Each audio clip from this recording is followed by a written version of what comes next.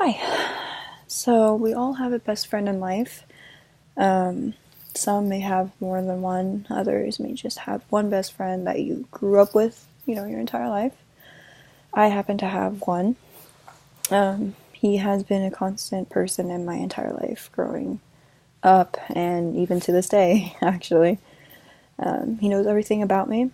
I know everything about him, for the most part, you know.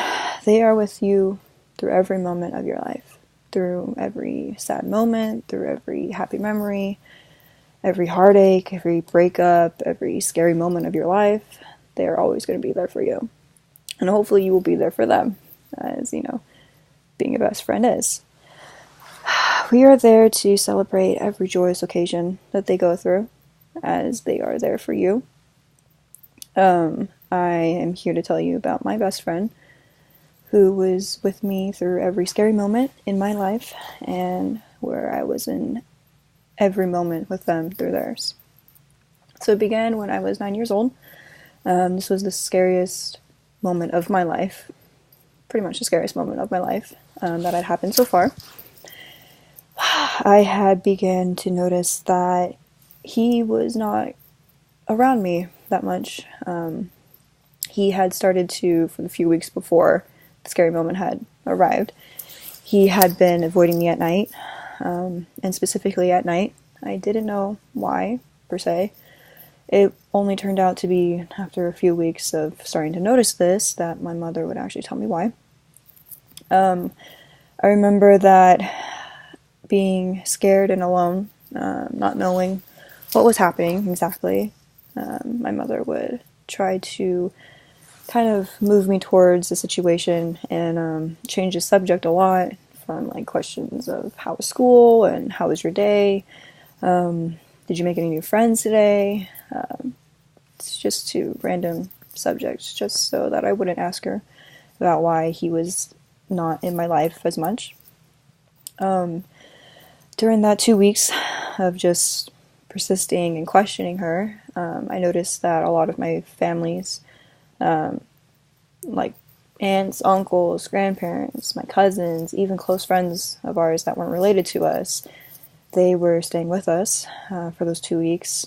We would all live in my house in Sacramento. They came from all over the place, here from Sacramento to Los Angeles to out of state, anywhere. They all came over and they stayed with us. It was over about 20 people that actually lived in our house, our 4-bedroom house, 2-story in Sacramento. A bunch of people just staying in the same house. It was kind of a madhouse. I remember every day after school coming home and playing with my cousins and all of the other kids that we were really close friends with. All of the adults would go into one room. They would close the door, not let any of us in there, and they would talk for hours and hours. Little did I know, they were talking about my best friend and the situation that we were in. They would talk about accommodations and how everybody was there and how everybody was feeling, and mainly how my mother was feeling and how she was taking this. It did hit us hard.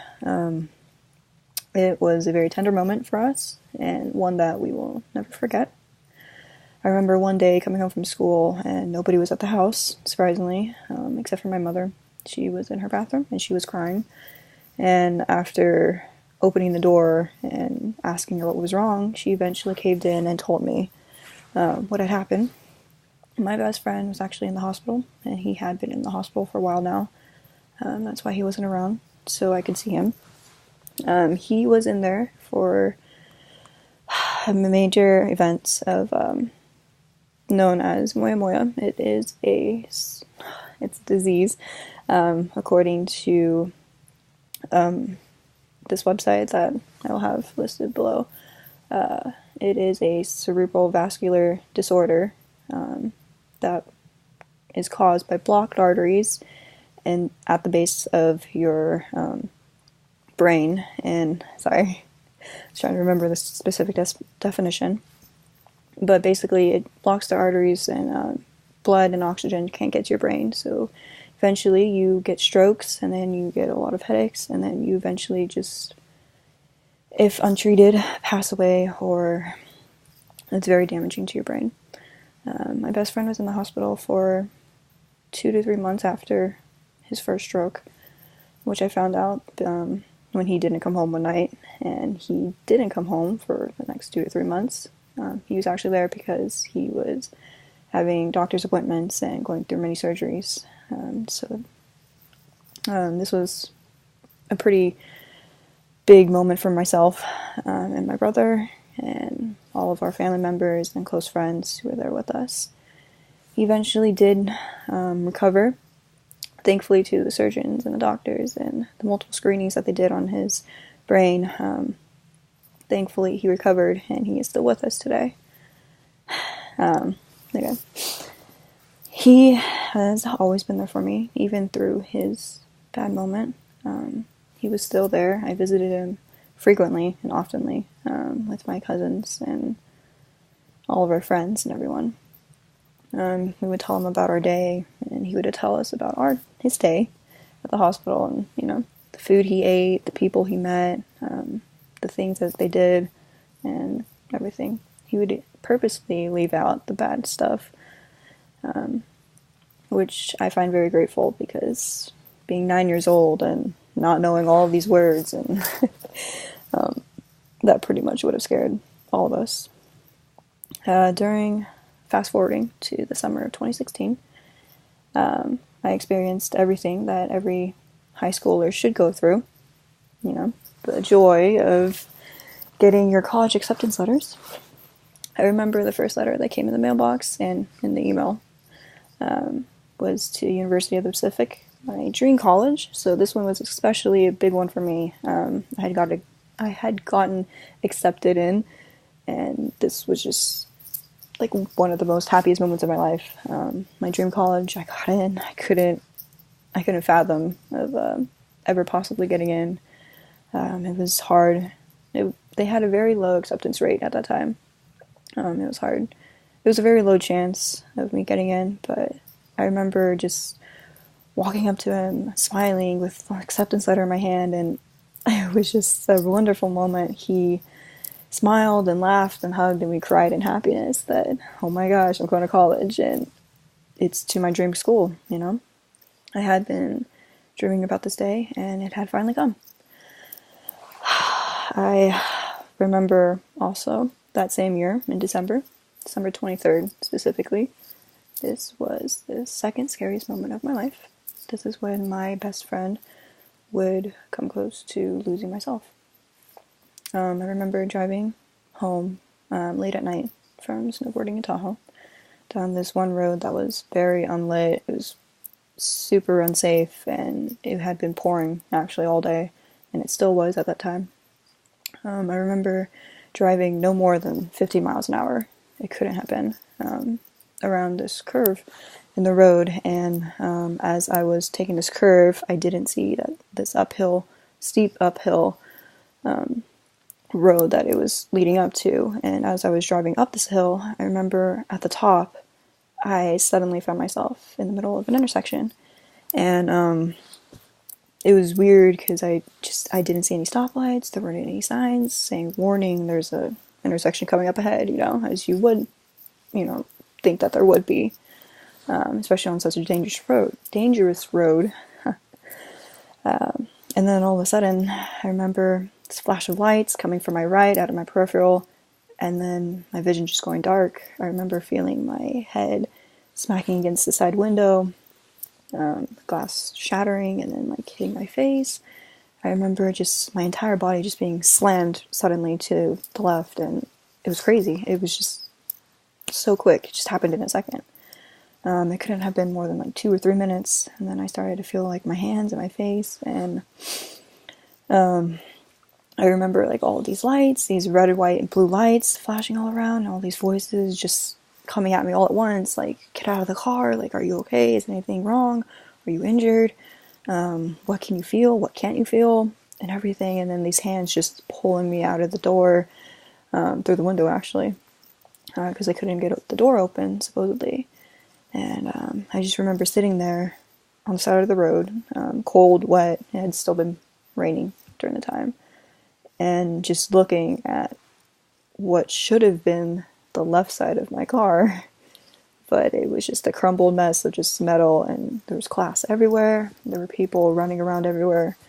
I remember after talking to many policemen, many firemen, firefighters, firemen, firefighters, and all of these random people, just telling them like, I don't know what happened. Like I was just in shock and I couldn't talk. And then I remember suddenly my best friend just standing there, running towards me. Actually, I remember vaguely standing up and him hugging me, and then we were just talking about how much we're thankful that I'm still alive, and how much like it was just a crazy moment, and there's no way that I should have been alive at that point. Seeing how much damage was, you know, had come, had, you know, had been done. It couldn't have been like an hour or two after that. We went home, and I remember that my best friend was there taking care of me, making sure I was okay, I was healing correctly, taking me to, you know, all these doctor's appointments and everything. He was there for me when I had a scary moment, as I was there for him when he had a scary moment, as best friends should be there for each other in life. Fast forwarding to a couple months ago, I remember this is going to be probably my happiest moment in life. I remember introducing my best friend to another best friend that I had recently acquainted. His name is Daniel. He has become one of my steadier best friends now. I remember the day a couple months ago that I had told my best friend, my lifelong best friend, about a special moment that had happened. And ever since then, we had been meeting together, planning events and everything, and just totally connecting and talking about the future and everything. And it has been such an incredible journey up until this point, to be able to say that my best friend will be there to walk me down the aisle of my wedding. That is to happen sometime in the future. Yeah, and you know, you will have many best friends in life. My best friend is still here with me, as I am here with him. He has always been a role model, a public figure, my encourager, and my advisory council, you know, of just one person, this one person. And he is probably one of the most important people in my life. My dad has always been there for me.